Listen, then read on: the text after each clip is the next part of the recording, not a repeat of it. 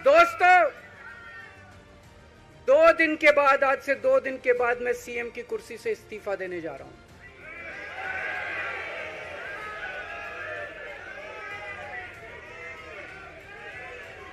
और मैं तब तक सीएम की कुर्सी पे नहीं बैठूंगा जब तक जनता अपना फैसला ना सुना दे। मैं जनता के बीच में जाऊंगा, गली गली में जाऊंगा, घर घर में जाऊंगा, और जब तक जनता अपना फैसला ना सुना दे कि केजरीवाल ईमानदार है, तब तक मैं सीएम की कुर्सी के ऊपर नहीं बैठूंगा।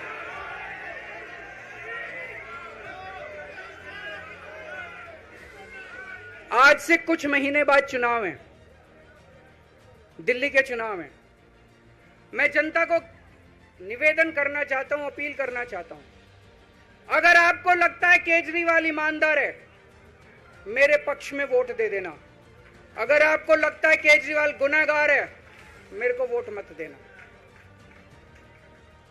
आप अगर मेरे को, आपका एक एक वोट मेरी ईमानदारी का सर्टिफिकेट होगा।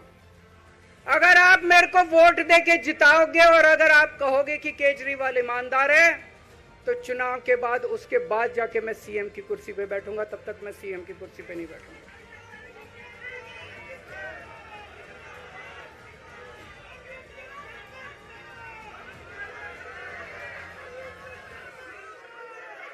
आपको लग रहा होगा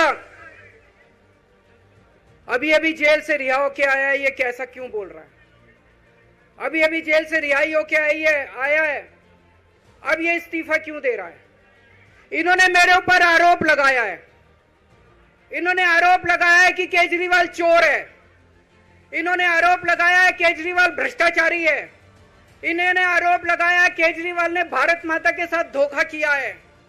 ये करने के लिए नहीं आया था मैं, सत्ता से पैसा और पैसे से सत्ता, इस खेल के खेलने के लिए मैं नहीं आया था। मैं देश के लिए कुछ करने के लिए आया था। जब 14 साल के बाद भगवान राम वनवास से लौटे, सीता मैया को अग्नि परीक्षा देनी पड़ी थी। आज मैं जेल से आया हूं, मैं अपनी अग्नि परीक्षा देने के लिए तैयार हूं।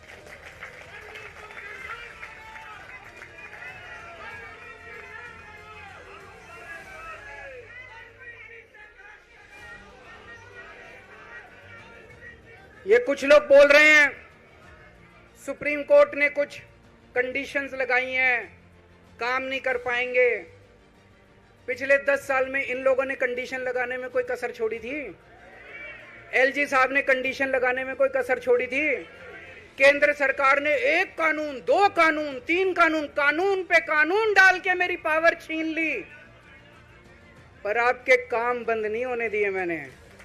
ये कंडीशन हमारे लिए कोई वो नहीं रखती, कोई हमारे लिए अड़चन पैदा नहीं करती ये कंडीशन।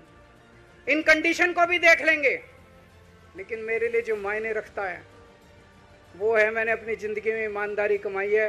अगर आपको लगता है केजरीवाल ईमानदार है, जम के वोट दे देना मेरे पक्ष में। चुनाव के बाद सीएम की कुर्सी पे जाके बैठूंगा।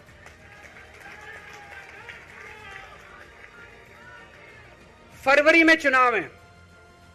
आज इस मंच से मैं मांग करता हूं कि ये चुनाव नवंबर में कराए जाएं, महाराष्ट्र के साथ कराए जाएं, तुरंत कराए जाएं चुनाव। और जब तक आपका फैसला नहीं आएगा, तब तक मैं जिम्मेदारी नहीं संभालूंगा। और मैं, जब तक चुनाव नहीं होते, मैंने जैसे बताया 2 दिन के बाद मैं अपना इस्तीफा दूंगा। जब तक चुनाव नहीं होते, तब तक मेरी जगह आम आदमी पार्टी से कोई और मुख्यमंत्री बनेगा। अगले 2-3 दिन के अंदर विधायक दल की मीटिंग होगी और विधायक दल की मीटिंग में अगले मुख्यमंत्री के नाम का तय किया जाएगा। मैं मनीष जी से बात कर रहा था, जो पीड़ा मेरे मन में है वो पीड़ा मनीष जी के मन में भी है। इनके लिए भी वही सब कहा गया जो मेरे लिए कहा गया है। मनीष जी का भी कहना है कि ये दिल्ली के उप मुख्यमंत्री और शिक्षा मंत्री और मंत्री का पद तभी संभालेंगे जब दिल्ली की जनता कहेगी कि मनीष सिसोदिया ईमानदार है।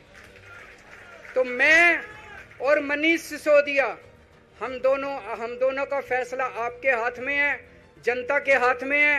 हम दोनों जनता की अदालत में जा रहे हैं। गली गली जाएंगे, जनता के बीच में जाएंगे और उनसे पूछेंगे, अगर जनता कहेगी ईमानदार है तो हम आके इसकी कुर्सी पे बैठेंगे। 2020 में आया था मैं, 2020 में मैंने कहा था, मैंने अगर काम किया हो तो मेरे को वोट देना और काम नहीं किया हो तो वोट मत देना। कहा था कि नहीं कहा था? आज मैं आपके बीच में आया हूं, मैं कह रहा हूं अगर मैं ईमानदार हूं तो वोट देना। आज इनकी हर षड्यंत्र, हर साजिश से सामना करने की ताकत आम आदमी पार्टी में है। क्यों? क्योंकि हम ईमानदार हैं। दिल्ली में सरकारी स्कूल थे, गरीबों के बच्चे सरकारी स्कूल में पढ़ने जाया करते थे। सरकारी स्कूलों की हालत बहुत खराब थी, गरीबों के बच्चों का कोई भविष्य नहीं था। 16 लाख बच्चे दिल्ली के सरकारी स्कूलों में पढ़ते थे। टूटे फूटे टिन के स्कूल थे, डिब्बे थे, स्कूल क्या डिब्बे थे, कोई पढ़ाई नहीं होती थी, गरीबों के बच्चों का भविष्य खराब था। उन गरीबों के बच्चों को पिछले 10 साल के अंदर 18 लाख बच्चों को हमने सरकारी स्कूल अच्छे बना के भविष्य दिया है। हम ये कैसे कर पाए? हम ये कर पाए क्योंकि हम ईमानदार हैं।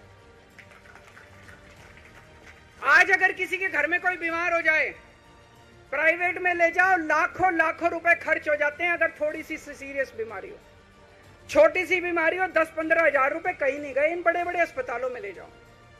दिल्ली के अंदर हर सरकारी अस्पताल को शानदार बनाया, नए नए सरकारी अस्पताल खोले, गली गली में मोहल्ला क्लिनिक खोला। लोगों की, चाहे अमीर हो चाहे गरीब हो, सबका इलाज, सबकी दवाइयां, सबके टेस्ट, पूरा इलाज मुफ्त कर दिया। क्यों? क्योंकि हम ईमानदार हैं। आज दिल्ली की महिलाएं जब बस में सफर करती हैं, उनकी टिकट नहीं लगती। बाकी देश की सरकारें घाटे में चल रही हैं, दिल्ली की सरकार ये सब सुविधा देने के बावजूद फायदे में चल रही है। क्यों? क्योंकि हम ईमानदार हैं। आज दिल्ली के अंदर इतनी सुविधाएं, 24 घंटे बिजली आती है आज दिल्ली में, पहले 8-8 घंटे के पावर लगते थे। हम ये कर पाए क्योंकि हम ईमानदार हैं। आज दिल्ली के लोगों को फ्री बिजली मिल रही है। कैसे? क्योंकि हम ईमानदार हैं। आज दिल्ली में जगह जगह सीसीटीवी कैमरे लग गए, स्ट्रीट लाइट्स लग रही हैं, लोगों को तीर्थ यात्रा कराई जा रही है। इतने कच्ची कॉलोनियों के अंदर पिछले 75 साल में इतनी सड़कें और गलियां नहीं बनी जितनी पिछले 10 साल के अंदर हमने सड़कें और गलियां बना दी। 75 साल के अंदर दिल्ली में इतनी पानी की पाइपलाइन नहीं डली जितने पिछले 10 साल के अंदर पानी की पाइपलाइन डाल दी। कहां से आया पैसा? क्यों? क्योंकि हम ईमानदार हैं। ये हमारी ईमानदारी से डरते हैं, ये हमारी ईमानदारी से डरते हैं। ये बिजली फ्री नहीं कर सकते। क्यों? ये बेईमान है। ये स्कूल ठीक नहीं कर सकते। इनकी 30-30 साल से सरकारें चल रही हैं कई राज्यों के अंदर, 25-25 साल से, 15-15 साल से इनकी सरकारें चल रही हैं। ये स्कूल ठीक नहीं कर सकते, अस्पताल ठीक नहीं कर सकते, ये फ्री इलाज नहीं दे सकते, ये बिजली फ्री नहीं कर सकते, ये 24 घंटे बिजली नहीं कर सकते। क्यों? ये बेईमान, ये बेईमान है। आज इन्होंने ईडी छोड़ दी, इनकम टैक्स छोड़ दिया, दिल्ली पुलिस छोड़ दी, इतने केस कर दिया हमारे ऊपर, और हम डट के खड़े हैं इनके खिलाफ, इनका मुकाबला कर रहे हैं क्योंकि हम ईमानदार हैं। इसलिए ये मेरे को बेईमान साबित करना चाहते हैं, ये मेरे को बेईमान साबित करना चाहते हैं। मेरे ऊपर कीचड़ फेंक रहे हैं, मेरे ऊपर लांछन लगा रहे हैं, मुझे सुबह शाम गालियां देते हैं। लेकिन मेरे लिए बीजेपी इंपॉर्टेंट नहीं है, मेरे लिए आप लोग इंपॉर्टेंट हो। अगर देश की जनता, दिल्ली की जनता को लगता है केजरीवाल बेईमान है, मैं 1 मिनट के लिए सीएम की कुर्सी पे भी नहीं बैठूंगा। 1 मिनट के लिए मैं बैठने को तैयार नहीं। मैंने अपने जीवन में कुछ नहीं कमाया, मेरा बैंक अकाउंट खाली है, हमारी पार्टी का बैंक अकाउंट खाली है। मैंने जिंदगी में कुछ नहीं कमाया, अपनी इज्जत और अपनी ईमानदारी के सिवा मेरे पास कुछ नहीं आया। इनकम टैक्स में कमिश्नर की नौकरी करता था, 2000 में नौकरी छोड़ के सन 2000 से 2010 तक 10 साल मैंने दिल्ली की झुग्गियों के अंदर बिताए हैं। कुछ महीने दिल्ली की झुग्गियों में जाके रहा मैं। झुग्गी के अंदर, नंद नगरी, सुंदर नगरी की झुग्गियों के अंदर मैंने गली गली में खाक छानी है कि गरीब आदमी रहता कैसे, उसके घर का गुजारा कैसे चलता है। अगर पैसे कमाने हो तो इनकम टैक्स कमिश्नर की नौकरी बुरी नहीं थी। और जब मैंने नौकरी छोड़ी थी तब कोई पार्टी नहीं थी, कुछ नहीं थी। ऐसा नहीं था कि उस टाइम ये था मुख्यमंत्री बनने चला था या कोई पार्टी, कुछ नहीं था, कोई भविष्य नहीं था। केवल देश के लिए जुनून था कि देश के लिए कुछ करना है, देश के लिए कुछ करने हैं। 49 दिन की सरकार के बाद इस्तीफा दिया था, अपने असूलों के लिए इस्तीफा दिया था। किसी ने इस्तीफा मांगा नहीं था, अपने आप इस्तीफा दिया था। आज के तारीख में, आज के जमाने में कोई अपनी चपरासी की नौकरी नहीं छोड़ता। मैंने मुख्यमंत्री की कुर्सी छोड़ी थी, अपने आप छोड़ी थी। ना पद का लालच है, ना दौलत का लालच है, केवल देश के लिए कुछ करने का जुनून है। देश के लिए कुछ करने के लिए आए हैं।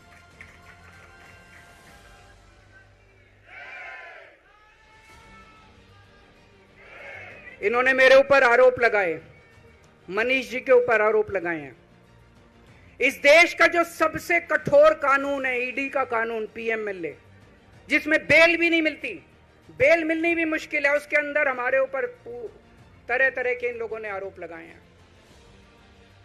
कोर्ट से हमको बेल मिल गई, उसके बावजूद आज की तारीख में, आज जो स्थिति है, इससे फालतू कोर्ट और कुछ नहीं कर सकता था जितना कोर्ट ने कर दिया हमारे पक्ष में। हम कोर्ट के बहुत शुक्रगुजार हैं। कोर्ट ने हमें बेल दे दी, अभी बेल तक ही दे सकता था।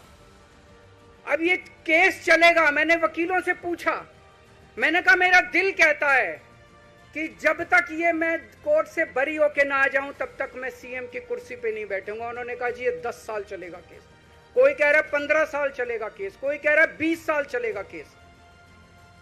तो केस ये अभी लंबा चलेगा। आज कोर्ट जितना कर सकता था, कोर्ट ने हमारे पक्ष में निर्णय लिया है, हमें बेल दे दी। उन्होंने ऐसे कानून में जिसमें बेल मिलनी नामुमकिन होती है, उन्होंने बेल दे दी।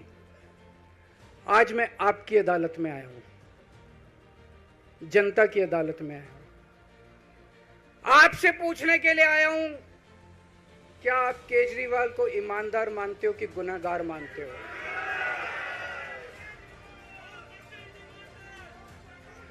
मैं दिल्ली की जनता से पूछना चाहता हूं, मैं देश की जनता से पूछना चाहता हूं कि क्या केजरीवाल ईमानदार है कि गुनहगार है? दोस्तों, 2 दिन के बाद, आज से 2 दिन के बाद मैं सीएम की कुर्सी से इस्तीफा देने जा रहा हूं।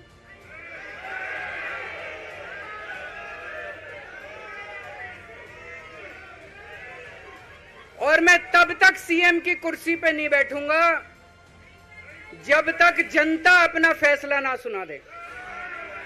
मैं जनता के बीच में जाऊंगा, गली गली में जाऊंगा, घर घर में जाऊंगा, और जब तक जनता अपना फैसला ना सुना दे कि केजरीवाल ईमानदार है, तब तक मैं सीएम की कुर्सी के ऊपर नहीं बैठूंगा।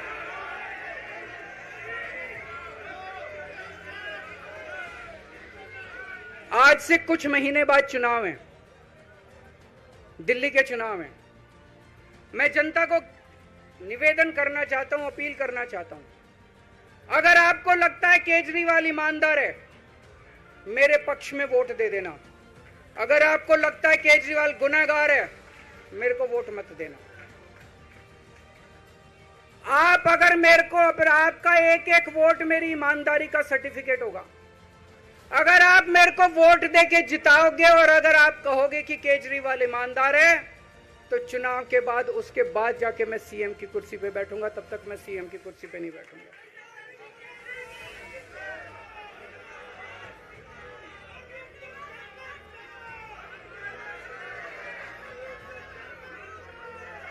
आपको लग रहा होगा अभी अभी जेल से रिहा होके आया है, ये कैसा क्यों बोल रहा है?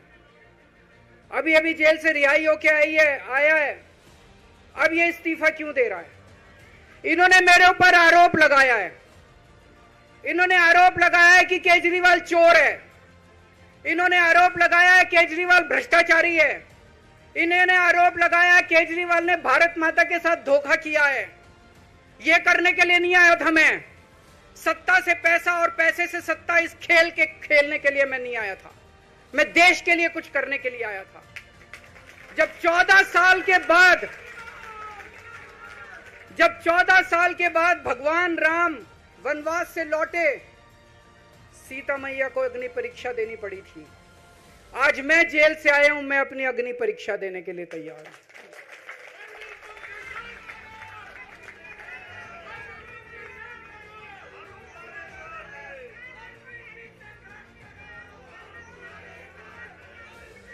ये कुछ लोग बोल रहे हैं सुप्रीम कोर्ट ने कुछ कंडीशंस लगाई हैं, काम नहीं कर पाएंगे।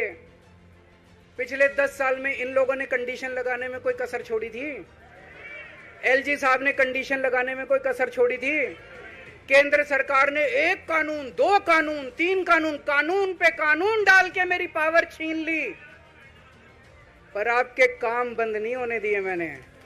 ये कंडीशन हमारे लिए कोई वो नहीं रखती, कोई हमारे लिए अड़चन पैदा नहीं करती। ये कंडीशन, इन कंडीशन को भी देख लेंगे, लेकिन मेरे लिए जो मायने रखता है वो है मैंने अपनी जिंदगी में ईमानदारी कमाई है। अगर आपको लगता है केजरीवाल ईमानदार है, जम के वोट दे देना मेरे पक्ष में। चुनाव के बाद सीएम की कुर्सी पे जाके बैठूंगा।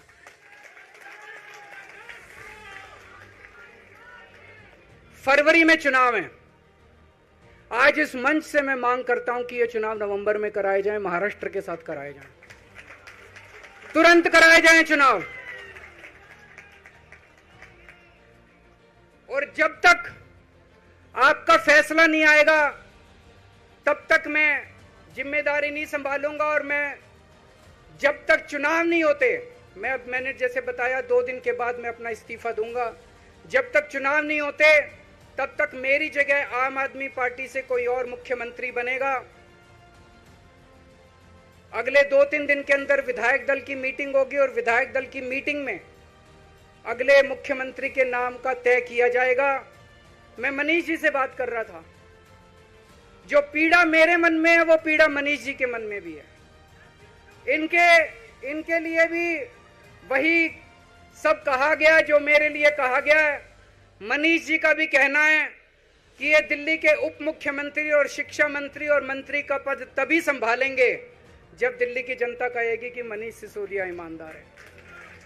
तो मैं और मनीष सिसोदिया, हम दोनों का फैसला आपके हाथ में है, जनता के हाथ में है। हम दोनों जनता की अदालत में जा रहे हैं, गली गली जाएंगे, जनता के बीच में जाएंगे और उनसे पूछेंगे, अगर जनता कहेगी ईमानदार है तो हम आके इसकी कुर्सी पे बैठेंगे। 2020 में आया था मैं, 2020 में मैंने कहा था, मैंने अगर काम किया हो तो मेरे को वोट देना और काम नहीं किया हो तो वोट मत देना। कहा था कि नहीं कहा था? आज मैं आपके बीच में आया हूं, मैं कह रहा हूं अगर मैं ईमानदार हूं तो वोट देना, अगर मैं बेईमान हूं तो वोट मत देना, बिल्कुल मत देना।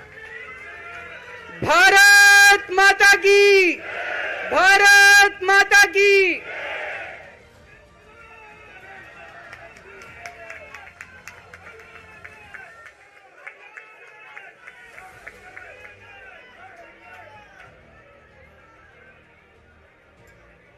काल, भ्रष्टाचार का एक ही काल, भ्रष्टाचार का एक ही काल, भ्रष्टाचार का एक ही काल। दोनों हाथ ऊपर करके और पूरी ताकत से पूरे दिल्ली में एक संदेश आज के बाद लेकर के जाना है। भ्रष्टाचार का एक ही काल और भ्रष्टाचार